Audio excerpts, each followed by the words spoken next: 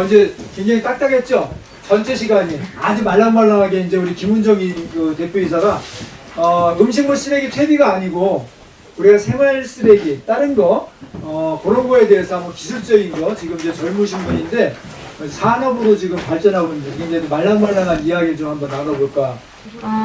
안녕하세요. 저는 주식회사 리와인드 대표 김은정이라고 합니다. 반갑습니다. 저희 회사 리와인드는요. 리와인드의 뜻이 이제 되감다라는 뜻이잖아요. 그래서 지구에서 구한 재료로 제품을 만들고 이걸 다시 지구로 되돌려주자. 그래서 친절하게 다시 지구로 되돌려주는 제품을 만들고 다시 지구에 되돌려주는 활동을 하는 회사입니다. 그 중에서도 저희가 주목하고 있는 거는 일회용품이고요. 일회용품을 어떻게 선순환하고 이것을 할 수 있는 방법에 대해서 항상 고민해 왔습니다. 그럼으로 인해서 저희는 사업을 함으로 인해서 폐기물 문제를 해결할 수 있는 소셜 벤처로 성장하고 있고요. 지금은 서울시에 있는 소셜 벤처 허브에 입주해 있는 4년차 법인 회사입니다. 저희가 이 사업을 한 배경 중에서는 소비자 입장에서 우리가 사용하고 있는 많은 일회용품들이 계속 늘어나고 있지 않습니까? 코로나 이후로도 배달 문화가 많아지고 구독하는 문화도 많아지다 보니까 많은 일회용품을 사용하게 되고 있죠. 그래서 이런 일회용품을 어떻게 지속 가능하게 할 수 있을까? 근데 일회용품이라는 게 일회용인데 어떻게 지속 가능할 수 있을까요? 라고 고민을 해왔습니다. 그 중에서도 저희가 주목하고 있는 것 중에 하나가 이제 배달용기인데요. 특히 배달용기 같은 경우에는 집에서 많이 배달시켜 보시면 잘 아시겠지만 다시 세척을 해야 되잖아요. 근데 집에서 세척해서 하는 경우도 세척이 굉장히 어렵기도 한데 과연 이것들을 세척하는 거 그리고 세척했을 때 누군가는 세척하지 않는 사람도 있어요. 그래서 결국 또 버려지는 플라스틱 그런 용기들이 모였을 때 또다시 세척 과정을 거치게 되고 사실 재활용률도 굉장히 낮은 상황이죠. 그래서 결국 소각 처리되고 있다고 합니다. 이런 일회용품 처리 문제를 저희가 해결하기 위해서 두 가지 사업을 준비하고 진행하고 있습니다. 첫 번째는 저희는 IM 그리너라는 브랜드의 일회용품을 생산하고 있고요. 이 저희가 사용하는 모든 용기들은 기존의 플라스틱을 대체할 수 있는 투명한 것은 옥수수 전분으로 만든 투명한 용기를 생산하고 있고요. 나무로 보통 만드는 천연 펄프의 종이 제품 같은 경우에는 비목재 종이만을 사용해서 제품을 만들고 내부 코팅은 플라스틱이 아닌 PLA라는 바이오 소재로 코팅을 하고 있습니다. 그리고 이렇게 만들어진 제품들은 제로 사이클이라는 형태로 해서 순환하고 있습니다. 저희 제품은 크게 세 가지의 소재를 사용해서 만들어지고 있는데요. 이게 옥수수 전분으로 만든 소재예요. 그래서 물방울에 이제 노 플라스틱이라는 메시지를 담고 있고, 여기는 이제 노트리라고 해서 대나무로 만든 종이입니다. 그리고 내부에도 PLA로 코팅이 되어 있어요. 만약에 이걸 사용하신 후에 태우신다고 하시면 여기는 이제 안에 코팅이 되어 있지 않기 때문에 환경 호르몬이나 그런 데 있어서도 괜찮을 거고, 만약에 일반적인 종이컵을 태운다면 안에 이제 코팅이 되어 있으니까 건강에 좋지 않을 수 있겠죠. 그리고 저희가 식품 용기 중에서 이런 도시락 용기 같은 경우에는 밀집으로 제품을 만들고 있습니다. 그 외에 다양한 제품들이 있고, 저희 제품에는 이제 물방울의 형태 안에 이제 글자의 메시지를 담았습니다. 그렇게 만든 이유는 보통 플라스틱 제품의 하단에 보면 배출 표시가 되어 있잖아요. 근데 그 배출 표시를 보고 사람들이 이게 PP인지 PS인지 어떤 재질의 플라스틱인지 이해하기 어렵기 때문에 배출이 잘 안 되는 점이 고민이 되어서 저희는 모든 제품에 이제 물방울의 형태의 메시지를 담아 사람들이 이 물방울에 이런 메시지가 담아 있는 거는 다 태블화가 되는 그런 제품이구나라는 인식을 저희 사업 초반부터 심어주기 위해서 그런 제품을 만들었습니다. 그래서 전 제품은 태비화가 가능한 일회용품입니다. 현재는 거의 200여 종에 가까운 다양한 제품들을 저희가 생산을 하고 있고요. 여러 제품들은 현재 대기업에도 많이 납품하고 밀키트의 형태라든지 사례 급식하는 업체에도 많이 납품을 하고 있습니다. 그리고 이제 포장 용기를 대체하기 위해서 좀 실링하는 방법을 통해서 좀 그 비용을 낮추려고 제품을 많이 개발하고 있고요. 그 외 요기요랑도 작년에 이제 100년 가게 프로젝트를 해서 기존의 플라스틱으로 이렇게 만들어졌던 거를 그대로 저희 용기에 담았을 때 훨씬 환경적으로 좋지만 비주얼적으로도 건강한 느낌을 더해줄 수 있는 그런 프로젝트를 진행한 바 있습니다. 현재 저희는 이제 자사몰에서 판매하고 있고요. 네이버 스마트 스토어 같은 데서도 IM 그린아워를 치시면 저희 제품을 구매하실 수 있고, 그 외 유통사나 호텔로 많이 판매되는데 주로 이제 5성급 이상의 호텔에서 저희 제품을 많이 사용하고 계시고, 저희의 물방울 형태와 함께 콜라보 형식으로 많은 이제 브랜드들에서도 저희 제품을 사용하고 계십니다. 그리고 대기업 같은 경우에는 많은 직원분들이 왜 우리 회사에서는 플라스틱 쓰냐라는 의견이 와서 저희 제품을 찾게 되는 경우도 많다고 합니다.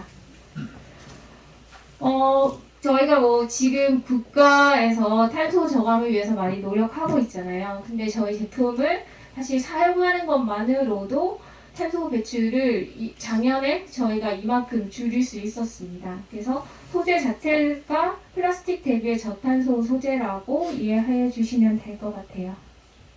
그래서 최근 ESG 기업에서도 많이 저희 제품을 사용해 주고 계십니다. 저희는 이제 멤버십을 통해서 저희 제품을 사고 있는 매장들에게 이런 환경 서약서 같은 것들을 배포하고 같이 환경을 위한 여러 가지 실천들을 이어나가고 있고요.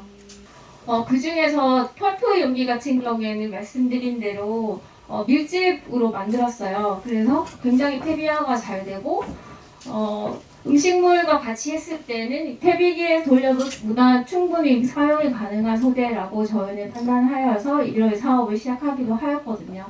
그래서 축제 같은 거나 공동 건물이나 행사장에서 만약에 음식물이 담겨져 있거나 묻어져 있는 용기들을 저희가 음식물과 같이 수거한다면, 그리고 퇴비화한다면 정말 그 플라스틱 용기를 버리는 것보다는 훨씬 낫지 않을까라고 해서 저희가 이것들을 기획해 왔습니다. 2019년에 저희 제품을 태비기 회사와 함께 이제 분석한 결과 저희 제품에서는 어떤 나쁜 물질들이 없어서 퇴비로 사용할 수 있을 거다라는 성적서를 받은 바 있고요. 지금 저희가 음식물 처리기에서 적극적으로 하지 못하는 이유는 음식물 처리기 같은 경우에는 24시간 기준으로 인해서 이제 완벽하게 얘네들을 퇴비화시키는 거를 목적으로 하고 있는데 저희 제품들 24시간 안에까지는 좀 불가능하다 보니까 아직 거기에 아주 적합한 퇴비기를 찾지는 못한 상황입니다. 저희가 이제 이 제품을 기획할 때에는 기획할 때 제가 이제 먼저 시애틀에 가서 과연 여기서는 어떻게 이런 제품들이 만들고 사용되고 있는지가 너무 궁금했었어요. 그래서 이제 여기가 이제 푸드 페스티벌이었고 보면 쓰레기통이 3개로 나눠져 있더라고요. 하나가 퇴비통이었고 재활용통, 그 다음에 매립통 이렇게 3개로 나눠져 있었고 오히려 음식물이 묻은 플라스틱은 매립통에다가 버리고 있었고요. 저희 제품과 같은 이러한 퇴비성 일회용기 같은 경우에는 퇴비통에 음식물과 함께 버리고 있었습니다. 그래서 저희는 언젠가는 이 시스템이 국내에도 도입이 될 수 있겠다라고 생각을 했는데 아직까지 그게 안 되고 있긴 한 거죠. 왜냐하면 지금 시애틀 같은 경우에는 이렇게 모여져 있는 것들을 시애틀 근교에서 큰 땅에다가 이제 퇴비화시키고 있긴 하지만 우리나라 같은 경우에는 그런 시설을 갖추기가 너무 어려운 상황이고 다만 우리는 그런 기술력이 있으니까요. 이제 음식물 처리기라는 기술력이 있으니까 그 음식물 처리기와 저희 용기들이 언젠가는 같이 처리할 수 있는 날이 있지 않을까라고 하고 그 믿음을 가지고 사업을 시작했었습니다. 그렇게 해서 저희가 이제 음식물과 저희 용기들을 모두 제로로 만들 수 있는 사이클을 돌리기 위해서 이제 하나의 플랫폼을 통해서 이것들을 생산과 유통 그리고 재활용까지 할 수 있는 플랫폼으로 성장하려고 노력하고 있고요. 이러한 모델을 통해서 저희는 일회용품이야말로 정말 지속 가능할 수 있다라는 걸 보여줄 수 있는 기업으로 성장해 나가고 있습니다. 감사합니다. 제가 리와인드 우리 김은정 대표님을 초대해서 강의를 이렇게 발표를 듣게 된 이유는 우리가 음식물 쓰레기나 뭐 쓰레기 그러면 너무 무겁잖아요. 근데 진짜로 젊은 청년이 사업을 해서 그때 여기 이제 커피 그 매장에서 파는 거거든요. 이게 없어진대요. 그래서 내가 믿지를 못하니까 저는 또 항상 해봐야 되잖아요. 그래서 저희가 그 자체 저희는 뭐 기계가 아니고 퇴비통이 있습니다. 거기다 집어넣고 이렇게 해봤더니 깜짝 없어졌더라고요. 기간은 뭐 하루 이틀이 아니고 좀 기간이 길었는데 뭐 기간이 길면 어떻습니까? 자원이 되면 되는 거죠. 보통 뭐 우리 일반적인 것들은 몇백 년 뭐 걸린다고 하는데 요거 보니까 내가 뭐 한 달 이내, 그러니까 한 15일 정도 이내에 내 형체 보니까 없어졌어요. 그게 뭐 에너지를 쓴 것도 아니고 그냥 우리가 그 퇴비통에다 집어 넣어가지고 그래서 이거 괜찮겠구나 해가지고 우리가 초대를 해서 특강을 들었는데 이게 이제 우리가 해야 될 일들이죠.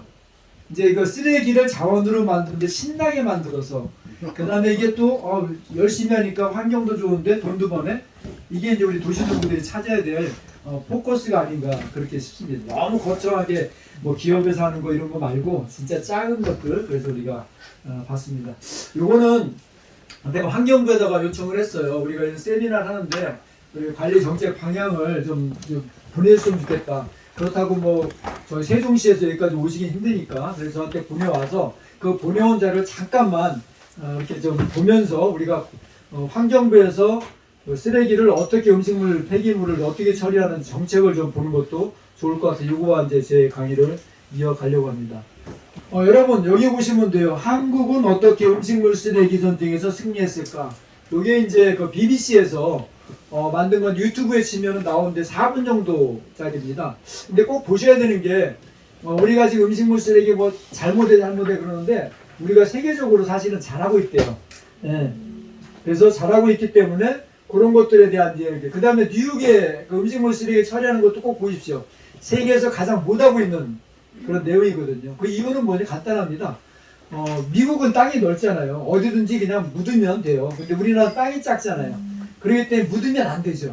그러니까 기술이 발달하는 겁니다. 그래서 이런 것들은 영상을 꼭 좀 보시고 좀 한번 유튜브 한번 찾아보세요. 제가 링크를 다시 걸어드릴게요. 정책. 지금까지 어떻게 하냐면 음식물 퇴비와 축소 비료, 그다음 사료와 아까 계속적으로 얘기하죠. 오늘 교수님도 하시고 이범석 회장님도 말씀하셨죠. 그러니까 이제 바이오가스로 이제 확대해야 된다. 이게 이제 아마 정책의 기조 같아요. 그래서 뭐 2095년부터 우리가 매립지 문제가 되면서 이제 음식물 폐기 그런 것들 쭉 하고 그다음 옛날에 그냥 매립해가지고 난지도 그쪽에 냄새 많이 났었잖아요. 그래서 이제 연차적으로 직매립도 금지됐고 이제 법으로 계속하면서 그 다음에 이제 해양 투기도 금지되면서 이제 쭉 했죠. 2013년도에 아마 음식물 종량제가 시행이 됐나 봐요. 그때부터 우리가 돈을 조금씩 내긴 하는데 지금도 저는 너무 조금 낸다고 생각합니다.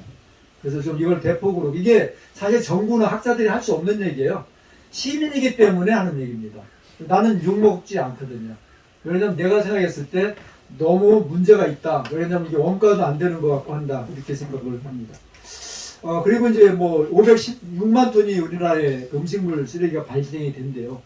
쭉 늘다가 좀 줄었죠. 그래서 아마 이제 코로나 하면서 좀 줄기도 하고 하는데 이게 앞으로도 좀 줄긴 주는 것 같아요. 근데 주요 원인 중에 하나가 이제 1인 가구가 자꾸 늘어나면서 또 쓰레기, 그 다음에 우리가 가정, 1인 우리나라의 고유한 습성 음식 문화 중에서 많은 것을 이제 우리가 먹는 게 있잖아요. 국과 그런 것들도 있기 때문에 아마 그런 것 같아요.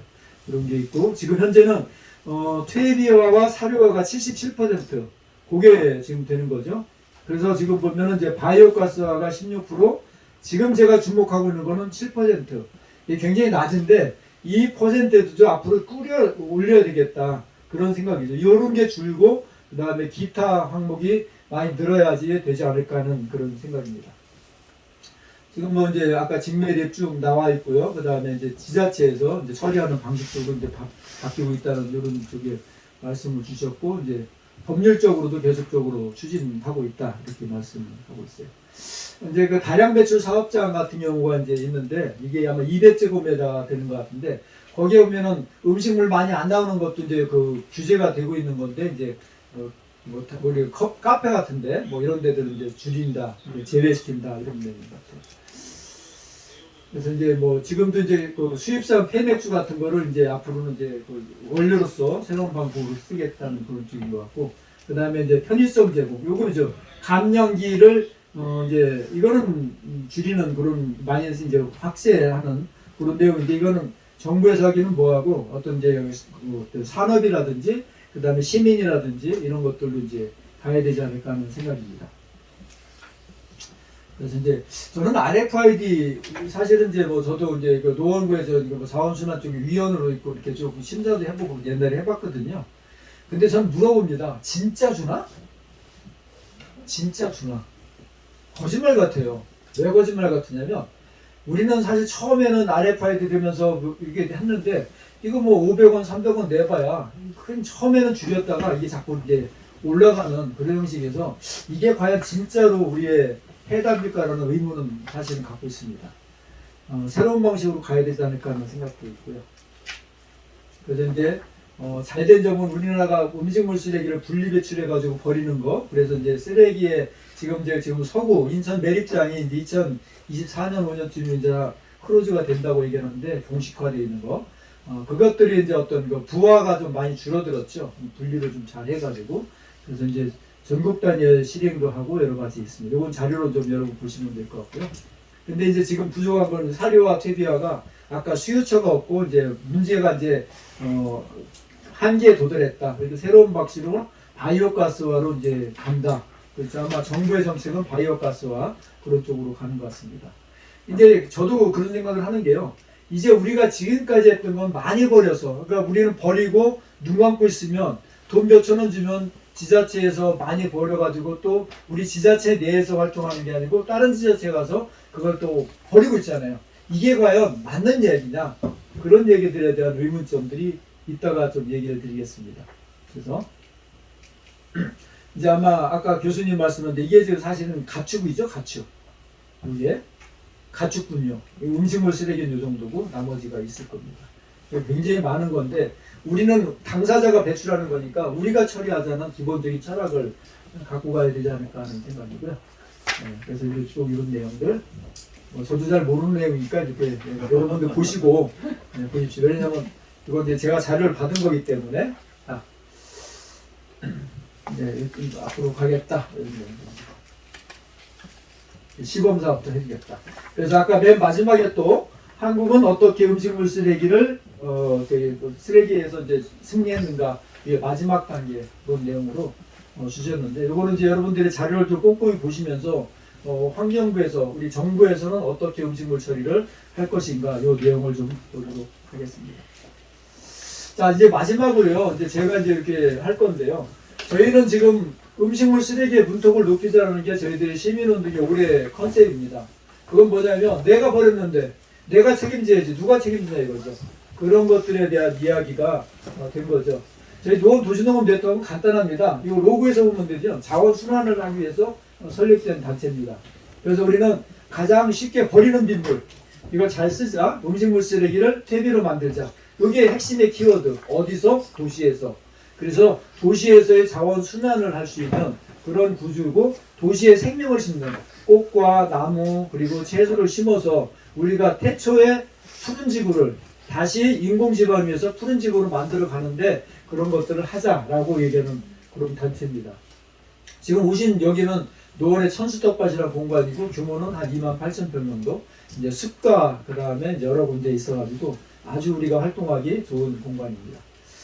오늘 지금 이제 우리가 그 환경부의 음식문화 개선 사업을 했는데 목적은 뭐냐면 발생한 곳에 가장 줄이는 방법. 우리 시민들이 어떻게 하면 줄일 수 있을까? 그래서 그런 것들을 하는 거고요. 그래서 우리는 쓰레기의 문턱을 높이는 운동이 가장 핵심의 키워드입니다. 그리고 이제 우리가 우리 도시농부들이 주기 때문에 우리는 이제 유기성 폐자원을 그 퇴비로 만들어서 활용하는 것들을 굉장히 익숙하고 그 다음에 이것들을 많이 사람들 하기 때문에 식물을 키워 다시 식탁으로 아까 이게 우리 안철환 선생님 늘 얘기한 게 똥을 다시 밥으로 똥이 밥이다 이런 어떤 극단적인 이야기를 사람들이 하면서 우리가 중간의 과정을 다 우리 자원으로 돌려주는 그런 활동이 되는 거죠. 저희들이 지금 보통 보면은 현장을 가보는 게 가장 좋죠. 그래서 저희들은 이제 중간 처리장에서 도봉구 자원순환센터라든지 하남시 유니온타워 이런 데를 이제 현장 견학을 통해서 자 우리가 현재 나오고 있는 게 많이 모아서 쓰는데 가서 현장을 보니까 얼마나 어렵고 문제가 있는지를 현장을 보고 그러면 요거보다 좀 더 개선한 게 하남 유니온타워 같은 데는 여러 가지 기계를 시설해 가지고 도시에서 자원화시키고 이렇게 하는 것들 그런 걸 보고 그 다음에 우리 노원구는 굉장히 잘하는 데가 있어요. 뭐 상계중구 4단지 같은 경우 대표적인 케이스가 되는데 그 음식물 발효 처리장 우리가 바이오 그 분쇄기 뭐라고 그러죠? 이걸 뭐라고 부릅니까? 자원화기기요? 자원화기기. 네, 그러니까 여러분은 집어넣으면 그 기계 안에서 이게 온도가 적정하게 맞춰지고 이게 순환이 되면서 우리가 매일 이렇게 퇴비를 돌려주는 게 아니고 저 미생물에 의해서 그다음에 수분도 줄어들고 하면서 자체 감량을 통해서 80에서 90%까지 자체 감량이 되고 그 감량이 된 게 그다음에 이제 우리가 조금만 더 재처리하면은 아주 좋은 퇴비가 되거든요. 그런 퇴비가 되는 게 우리 노원에는 여러 아파트 단지가 이미 6년 전부터 이미 잘 상용화가 돼 있고 그 가장 모범적입니다. 이 모범적이게 잘 될 수 있는 방법이 뭐냐면 내 돈을 내고 내가 설치했기 때문에 가능한 거죠. 이게 구이나 어디서 그냥 무료로 해준대. 이게 예를 들어서 우리가 수서의 주공 1단지 같은 경우 보면은 무료로 다 한 거거든요. 무료. 그러니까 지금은 다 관리가 안 돼가지고 냄새가 많이 나서 이제 폐기 단계가 되는데 이 아파트는 왜 그러느냐? 주민들이 자기 부담을 들여가지고 자기가 집어넣으니까 내 자산인 거죠. 그러니까 지금도 잘 되고 있고 얼마 전에 갔다 왔는데 지금도 잘 되고 있더라고요. 주민들이. 그건 뭐냐면 그러면은 많이 나온 것들을 현장에서 발생한 것들을 줄여서 조금만 나오면 훨씬 더 처리가 용이하잖아요. 우리가 가자는 방향이 이 방향입니다. 작은 거를 뭉치면 센 게 음식물도 그렇고 빗물도 그렇고 여러 가지인데 이제는 발생한 곳에서 어떻게든 우리가 줄여가지고 조금 나고 조금 나서 우리의 문턱을 높이면 어떨까? 요거는 이제 공동체라든지 아파트에서 하면 좋은데 이해관계가 많잖아요. 다량 배출 사업장이라든지 이런 데서 이런 걸 해보면 좋겠다. 그 다음에 또 한 가지 음식물 쓰레기를 먹자. 가장 간단해요. 먹으면 되잖아요. 어떻게 먹느냐. 먹을 수 있는 게 많단 말이죠. 그 대표적인 케이스가 수박 껍질이에요. 8kg가 되는 수박에 여러분들이 그냥 버리는 게 40% 3.2kg의 쓰레기가 나온단 말이에요. 나도 모르는 사이에. 그러면 흰 부분 같은 데를 요리를 해서 먹으면 얼마나 맛있는 요리의 재료가 됩니다. 오이 대신 넣고 그 다음에 수박 대신 수박의 여러 재료로. 그래서 이번에 저희들이 한 것들이 가장 간단합니다. 음식에 우리가 음식물 쓰레기 재료할 것들은 우리가 활용할 수 있는 것들을 먹는 방법. 그것들인데 이거를 이제 찾아가는 음식문화 개선이라고 해서 우리가 여기서도 하고 또 행사도 하고 하면서 맨 마지막에는 어디가 우리가 여러분들이 원하면 우리가 찾아가서 해주고 이거 다 피클을 만들어서 한 사람씩 집에 갖고 가서 먹을 수 있도록 한 거예요. 그럼 여러분들의 쓰레기라고 버렸던 것들을 이제 집에 가서 가족들과 함께 먹으면서 이야기를 나누자 이거지. 과연 우리가 이걸 먹어도 되는 건지 그걸 먹으면 너무 맛있는 거죠. 사람들한테 문화를 가르치는 건 이제는 기술은 다 거의 완비가 됐는데 이제는 시민의 문화를 끌어서 스스로가 즐거워서 할 수 있는 것들. 그래가지고 이것들이 문화가 돼서 나 이거 만들었는데 너무 좋아. 이래서 이것들이 한 사람이 두 사람이 되고 두 사람이 네 사람이 되는 이런 활동들이 하는 게 가장 큰 목적입니다. 음식물 쓰레기. 두 번째는 이제 우리 집 냉장고 다이어트죠. 우리 집의 냉장고가 여러분의 몸무게처럼 굉장히 무겁잖아요. 네, 그렇기 때문에 이게 뭐냐면 냉장고 엑스레이입니다. 여기다가 그 냉장고를 열지 말고 내가 입고된 거 오늘 고기를 몇 그램을 샀어 그러면 여기다 써놓는 거죠. 써놓으면은 현장에 안 봐도 알 수 있기 때문에 다음에 뭘 조리해야 되는지 금방 알죠. 이거를 냉장고에다 딱 붙여놓고 입고와 출고가 딱 한다 그러면 훨씬 더 많은 우리가 음식물 쓰레기 냉장고를 다이어트 할 수 있으니까 우리가 버리는 것 중에 13%가 먹을 수 있는 거잖아요. 그냥 봉지도 안 뜯고 버리는 것들 아니면 가용할 수 있는 것들을 그것만이라도 줄여보자. 다른 거 말고. 그게 우리 애들의 음식물 쓰레기를 줄이는 가장 큰 문화의 운동입니다. 이런 퇴비통 같은 거 많이 보급됐죠. 우리 아차 선생님이 만들어가지고 전국으로 확산시키는 그런 내용들이고요. 이걸 퇴비로 만들어 쓰는 거. 아까 리와인드의 김은정 대표한테 여기다 집어넣어가지고 했더니 한 1주, 2주 되니까 형체가 없더라고요. 그 뭐가 만들면 미생물들이 그냥 먹었겠죠. 그 다음에 이제 우리가 커피 찌꺼기 이게 연간 15만 톤이 나온대요. 그 15만 톤이 나오는 게 다 폐기물이잖아요. 그거를 우리가 자원으로 쓸 수 있는 가장 쉬운 방법은 퇴비로 만드는 겁니다. 그냥 웃거름을 꾸며줘도 되는 유기성의 어떤 굉장히 좋은 거니까 약간의 발효 과정을 거쳐서 우리가 이런 것들을 만들어서 우리가 쓰자 이거죠. 그냥 우리는 다 조금만 0.2%만 먹고 나머지 98%를 버리는데 이거를 우리가 탈취제로 쓰고 뭐 하면서 마지막에는 우리 화분에 웃거름으로 주면 굉장히 좋은 거다. 이게 문화운동의 핵심의 키워드입니다. 또 한 가지 있죠. 속담. 옛날에 화장실과 처갓집은 멀수록 좋다고 그랬죠. 그 이유는 뭡니까? 화장실 냄새나고 그 다음에 우리 우물을 갖다가 오염시키기 때문에 멀리 떨어지는 게 우리의 문화일 수 있습니다. 근데 이상하게 처갓집은 왜 멀을수록 좋았을까요? 그건 뭐냐면 내가 궁핍하게 사는데 그 처갓집에서 욕먹기 싫어 아니면 내가 문제가 있을 때 뭐가 있게 그러니까 멀리 소문내지 않게 해서 멀리 있었으면 좋았다고 합니다. 근데 지금은 어때요? 문화가 아파트 주거 문화와 여러 가지 기술의 발달로 화장실이 이제는 집 안으로 들어갔잖아요. 그렇지 않습니까? 이게 뭐예요? 우리는 지금까지는 옛날에는 당연히 화장실은 멀리 가야 된다고 생각했는데 이제는 우리 집 안방으로 들어서 바로 안방 옆에 있잖아요. 이게 뭡니까? 기술이고 문화입니다. 그래서 우리는 이제 기술이라는 것들은 어느 정도 해결이 되니까 이제 문화를 혁신을 해가지고 우리가 음식물 쓰레기를 이제는 문화로 바꿔가는 그런 활동이 꼭 필요하겠다. 그렇게 생각을 하는 거죠. 아무리 생각해도 화장실이 집 앞에서 가장 그것도 한 개가 아니고 2개씩이나 또는 더 좋은 아파트는 3개씩이나 있어요. 이해가 안 가지만 이게 우리 현실입니다.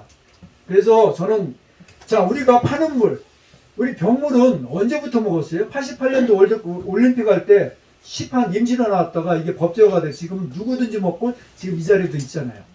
그때 처음 나왔을 때 뭐래요? 대두광물 팔아먹는 거라고 시한하면서 욕을 했었어요. 이게 말이 되느냐. 근데 지금 말이 되잖아요. 두 번째 정수기 없는 집 없죠. 공기청정기 다 있죠. 그러면 자 이제는 우리가 어떻게 해야 되느냐. 음식물 쓰레기도요. 지금까지는 버리는 게 당연했다면 엘리베이터 타고 물건 갖고 나가는 게 귀찮잖아요. 그러면 이런 기계 하나 갖다 놓으면 어떨까요? 물론 비쌉니다. 하나에 뭐 8, 90만 원 어떤 데 100만 원이 갈 텐데 이런 문화가 발전해서 다들 소형 가전제품이 나와 있듯이 우리도 음식물 쓰레기 처리기가 다 있어가지고 거기다 집어넣으면 내가 삶의 편익이 엄청나게 증가하는 거죠. 물론 거기에 부서적으로 조금씩의 냄새는 납니다. 그렇지만 그게 냄새 나는 거와 그 다음에 내가 버리는 거의 편익과 비교하고 충분히 내 삶의 가치를 느낄 수 있는 그런 것들로 가서 이제는 우리가 음식물 쓰레기가 내 집에서 한 발짝도 나가지 않게끔 만들고 여기 나오는 그 부산물들을 또 조금만 가공해 가지고 우리 집에 있는 수목들 있죠. 화분들 있죠. 거기에 웃거름으로 주면 어떨까요? 이게 바로 문턱을 높이는 겁니다. 이게 개인의 문턱을 높이고 아까 좀 했다 아파트 단위에서의 그런 기계는 우리 공동체, 아파트의 단위 이런 것들을 계속적으로 확산해서 문화로 간다면 과거의 음식물 쓰레기가 가장 나쁜 시설이고 버려야 될 거였다면 지금은 퇴비를 만들어서 가장 좋은 우리의 귀중한 꽃과 그 다음에 식품 그런 것들을 채소를 키워서 다시 내 입으로 가는 아파트 안에서의 문제들을 해결할 수 있는 그런 거 아닌가 싶습니다. 물론 여러분들이 의아하게 생각할 겁니다. 아니 저게 가능해? 이걸 보면 되잖아요. 파는 물, 병물을 언제 88년도 할 때 여러분 누구든지 이걸 이렇게 산업화 된다고 생각 안 했어요. 엄청난 산업이 되겠죠. 이런 것들이 우리의 시설로 가면 어떨까? 아까 이런 기계들 여기 아까 뭐 에코나라? 에코나라 기계 이런 것들 기회가 나와가지고 우리 2월달 3월달 우리 여기 화재가 났었거든요. 그때 나무를 심을 때 여기는 퇴비를 기증을 받아서 여기다 같이 뿌려주면서 수목을 했어. 우리 불암산에 올라가면 나무들이 전부 다 영양분이 많이 부족합니다. 그러면 우리 노원구에 나와 있는 이런 퇴비들을 여기다가 멀리 갈 거 없이 조금의 어떤 재처리 과정을 통해서 수락산과 불암산에 있는 수목들을 우리가 퇴비를 준다고 하면 어떨까요? 그러면 자연도 살리고 또 땅과 이런 것들 거름지게 만드는 거 아니겠어요? 굳이 뭘 이렇게 멀리 가서 지금은 뭐 포천이나 연천까지 갖고 가서 남의 그걸 갖고 가가지고 왜 남의 동네 냄새나게 만드냐 이거죠. 우리 동네에서 나온 것들은 우리가 책임져야 된다는 그런 소명 의식이 있어야 되겠죠. 그런 방식으로 우리가 가야 된다. 그래서 우리는 우리 노원구에 있는 지자체에 나와 있는 음식물 쓰레기는 노원구가 책임을 져야 된다 이거죠. 그게 우리들의 철학이다. 그게 우리 음식 문화의 개선에 가야 되는 방향이 아닌가 이렇게 생각을 합니다. 그래서 저희들은 이제 뭐 동영상도 만들고 여러 가지 현장 탐방 그리고 조금 있으면 뭐 카드 뉴스 같은 걸 만들어서 시민들한테 하나씩 알려주죠. 물론 약합니다. 뭐 시민단체 하나가 해가 되겠습니까? 그런데 될 때까지 하면 되죠. 간단합니다. 성공할 때까지 하면 되는 거예요. 물론 기간이 오래 걸리겠죠. 근데 우리가 시민 양성가를 활동가를 양성하는 이유가 나 같은 사람을 복지해서 여러 군데서 펀치하면 금방 됩니다. 그렇게 해서 우리가 활동을 하고 있다. 그래서 우리는 지금 가장 중요한 거는 시민활동가 양상 그리고 감량기, 텃밭기름 이런 것들을 하고 있다. 그리고 우리가 오늘 이런 것들 통해서 우리들이 다음 세대, 지금 여러분이 아니고 내가 아니고 내 아들이나 내 손자들이 지금같이 깨끗한 환경을 좀 살 수 있으면 어떨까? 이게 가장 큰 우리들의 화두가 아닌가 싶습니다. 자, 여기까지 제 말씀을 드리고요. 그 다음에 이제 아마 질문이라든지 또 이야기들이 있을 수 있을 것 같습니다. 자, 우리가 한번 여기 데스크에서 여러분들이 우리 뭐 여러 발제하시거나 이렇게 했을 때 의견 좀 나눠주시면 좋겠습니다. 네, 여기까지 마치겠습니다. 혹시 질문 없을까요? 질문하기 전에 네. 우리 이 대표님 말씀하신 내용 중에서 혹시 여러분들이 오해할까봐 몇 가지 말씀을 드릴게요. 환경부에 아까 정책이라고 내놓은 거 보셨을 겁니다. 그러니까 사료화나 TV화를 줄이고 바이오 에너지를 하자 하는 걸 보셨을 겁니다. 그린 에너지라고 흔히 많이 부른대요. 그래서 실질적으로 이제 그 바이오 에너지법을 지금 이제 에너지 유기성 폐자원 에너지법을 지금 만드는 아니라 바이오 에너지를 모든 탄소를 갖고 있는 유기성 폐자원은 발효시키면 거기서 메탄가스가 나오게 되어 있습니다. 그러나 실질적으로 경제성이 없습니다 지금. 그러니까 우리 지금 현재 자본주의 사회에서 지금까지 제가 수없이 얘기했는데도 활성화되지 않은 가장 큰 이유는 경제성이 없기 때문에 그렇습니다. 그래서 지금 일본 같은 경우는 그쪽으로 그렇게 획일주의적으로 가지를 않습니다.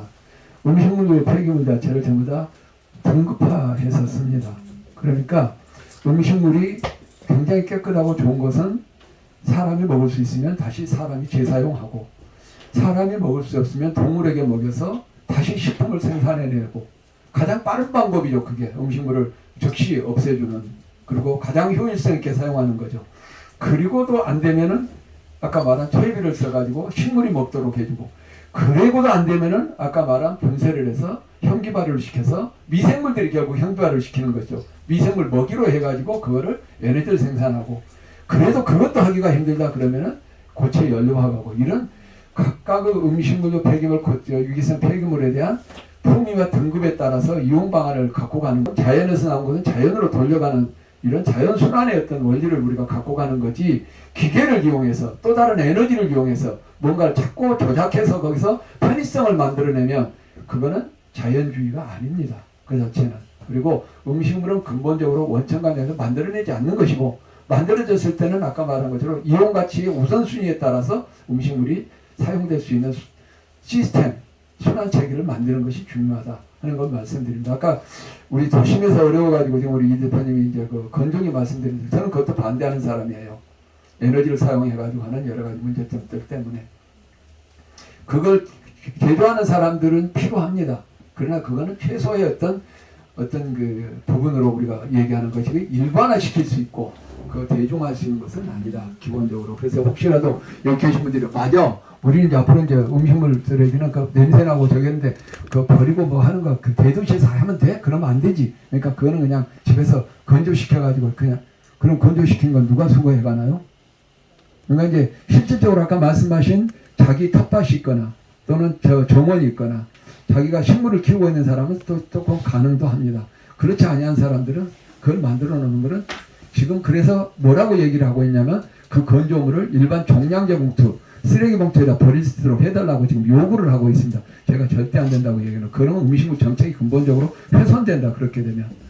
그래서 기존 우리 주부들이 수고에 의해서 음식물을 분리배출을 했고, 아까 이제 외국이 성공한 나라라고 얘기하는 가장 첫 번째 이유가 뭐냐면 대한민국은 음식물 폐기물을 분리배출하고 있다는 게 가장 성공적인 원인의 하나입니다. 그게. 그 노력은 누가 한 거냐? 우리 주부들이 한 겁니다. 이거를 자꾸 그 정상적으로 가는 거에 문제점을 다시 쥐어 틀어가지고 이게 정상화될 수 있다라고 내놓은 거는 아까 말한 것처럼 전부 다 자본주의의 이윤을 추구하고자 하는 기업주의 발상에서 시작되었다는 것을 분명히 말씀드립니다. 따라서 우리는 우리의 노력과 수고와 헌신을 통해야 아까 말한 것처럼 자원은 순환되고 또 자연은 회복되게 되어 있습니다. 기계는 절대 자연을 회복시키지 않습니다. 이걸 우리가 착각하면 안 된다는 걸 말씀을 드립니다. 네. 아까 잠깐 말씀드린 음식물 쓰레기가 뭐 70, 80%가 지금 그게 퇴비화하든 사료화되어 있다고 말씀하셨는데 현실이 과연 그렇지 좀 의문이 가는데 우리가 아파트나 이렇게 음식물 분리해서 배출하는데 그걸 수거한 업체들이 실제로 그걸 퇴비화나 사료화돼서 그게 농민들한테나 아니면 그 동물 세관한 사람한테 쓰여지는지 그걸 좀 궁금합니다. 아니면 그것도 그분들이 안 쓰니까 또 버려지는가 싶어서 그 염려돼서. 글쎄요, 뭐 원칙적으로는 전부 다 이제 우리 노원 같은 경우는 이제 포천과 연천 쪽으로 업체가 그쪽으로 갖고 가가지고 아마 퇴비화를 하고 있는 걸로 알고 있고요. 도봉구 같은 데는 지난번에 가보셨듯이 거기는 이제 그 사료화, 건조해가지고 사료화를 시키고 있거든요. 그러니까 나머지 거의 대부분은 이제 그 방식 말고는 사실은 없지 않습니까? 그 사료화도 보니까 그게 뭐 여러 가지 문제 있어서 사료하는 업체들이 안 가져간다고 막 사기라고 얘기해요. 이렇게 이해를 하시면 됩니다. 지금 제가 그 연구를 해서 이제 마지막 최종 보고서를 지금 작성한 것도 있는데 아까 말씀드린 것처럼 배출원과 수집 운반업자, 처리업자, 이용자 간의 긴밀한 네트워크가 구성이 안 돼 있어요. 그러니까 배출자는 그냥 임의로 배출하는 거고 그러면 그걸 이제 지자체가 수거하거나 아니면 다른 업체들이 수거해 가는 거. 그 다음에 자원화하는 것도 자기들의 어떤 편의적인 방법으로 사료하겠다고 가져가기도 하고 퇴비화하겠다고 가져가기도 하지만 실질적으로 다음 수요자가 없는 거죠. 그래서 그러다 보니까 다시 그걸 전부 다 섞어가지고 이상하게 만들어 놓는 거죠.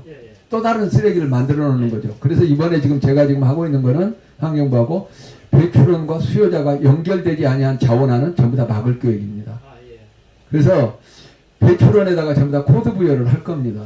나는 사료로 쓰는 때보다 배출을 한다. 그러면 이미 누가 쓸 것인가가 결정되어야 됩니다. 그래야만 수거가 가능하게끔 만들 겁니다. 지금처럼 임의로 갖다가 싸게 편하게 수거하는 시스템으로 가서는 아까 말한 것처럼 결국은 다 따로따로 놀게 되는 거죠. 그래서 발생원에서부터 마지막 수요까지의 자원화의 완성도를 높이는 쪽으로 지금 정책을 제가 만들어가면서 지금 하고 있습니다. 그러니까 지금까지 자원화가 안 된 거는 자원화가 될 수 없어서 안 된 게 아니고 자원화가 될 수 있는 구조를 아까 선순환 구조를 안 만들어 놓고 각각 따로 놀게 돈 벌어먹게 만들어 놨기 때문에 그런 겁니다. 이거는 정부의 책임이고 국회의 책임입니다. 그래서 아까 여기다가 무슨 이거 사료도 안 되고 퇴비도 안 되고 이렇게 아까 얘기를 했습니다. 안 되게끔 시스템을 만들어 놓고 결국은 책임을 어디다 돌리는 거예요? 음식물에다가 돌리고 있는 거죠. 음식물이 사료가 안 되는 게 아니고 퇴비가 안 되는 게 아니고 그거를 안 되는 구조로 만들어 가지고서 왜곡시켜 놓고 전부 다 다른 데로 가게 만들어 놓았기 때문에 그런 겁니다. 그래서 예를 들어서 호텔에서 나오거나 지금 초등학교에서 나오거나 군부대에서 나오는 음식물 또 단체 급수 가보면요 깨끗한 밥이 그냥 나오고 있습니다. 옛날 같으면 사람이 먹어야 될 겁니다. 만일에 아프리카나 북한 같으면 그 밥을 먹어야 되는 거예요. 그 나라는. 근데 우리나라 지금 사람들이 여기에 대한 의식이 음식물에 대한 의식이 없기 때문에 그 버리면서도 아무런 갈등이 없어요. 내가 버리면서 그 또 수거해 가는 사람도 그것도 아무데나 갖다 버리면서도 의식이 없어요. 그게 문제라는 거죠. 그러니까 우리가 지금 가져야 될 생각은 뭐냐면 폐기물 관리법에 음식물 자체가 사료와 퇴비와 이렇게만 분리되지 아무것도 없어요. 그래서 이번은 이제 배출원에다 전부 다 코드 부여를 하는 거예요. 예를 들어서 노원구에 어디 호텔이다. 그럼 거기는 그 코드가 딱 부여되면 여기는 누가 수거해 갈 건지가 또 수거업자가 또 코드 부여가 되는 거예요. 수거업자가. 그 다음에 어디 가서 처리하는가 하면 처리업자가 또 코드 부여가 되고 그 다음에 그거에서 사료면 사료 퇴비는 누가 쓰는가에 대한 사용자의 코드가 부여돼요. 이 코드만 보면 이게 쫙 전부 다 일관성 있게 연결되는 거죠. 일본이 이거를 하고 있는데 이걸 루프 시스템이라고 해요. 지붕을 씌워놨다. 그러니까 지붕 한 지붕 밑에 있는 거죠, 전부 다. 그러니까 지붕에서 보면 다 보이는 거죠, 어디로 가서 이게. 근데 우리나라는 지금까지 이력 관리가 안 된 거야, 이 자체가. 그러니까 음식물 수거에다가 나무 땅 빌려가지고 땅 속에다 몰래 외래벼버리고 탄광, 폐탄광 빌려 거기다 음식물 쓰레기 갖다 넣어버리고 하는, 또는 강에다 집어넣어버리는 불법적인 일이 일어났던 거죠. 그러니까 우리가 이런 것들을 막아야 되는 거죠. 이렇게 자원한다는 것도 중요하지만 그런 부분들이 불법적 요소가 더 컸던 거죠, 지금까지. 뭐 때문에? 돈 때문에. 그러니까 이런 것들을 우리가 막기 위해서 해야 된다. 그래서 그렇게 생각하시면 돼요. 그러니까 자원화 TV가 아까 그 숫자가 중요한 게 아니고 자꾸 국회에서 언론에서 자원화율이 몇 %냐고 그러는데 실제는 그런 불법적인 요소 때문에 자원화가 안 됐던 거다. 그래서 우리가 지금부터는 눈을 뜨고 아까 그런 제도적인 것도 만들고 또 제대로 되고 있는가에 대한 관리 감독도 해야 되는 것이고 감시 활동도 해야 되는 거고 그런 것들이 필요한 거죠. 어떤 기술이 꼭 중요한 건 아니에요.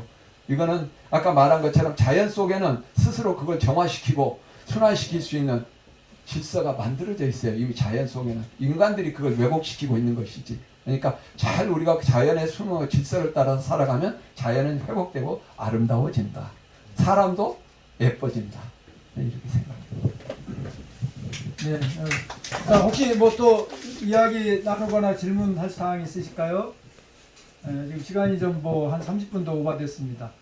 자, 그러면 없는 걸로 하고 우리 자, 그러면 마치고 우리 단체 사진 꼭 필요하잖아요. 네.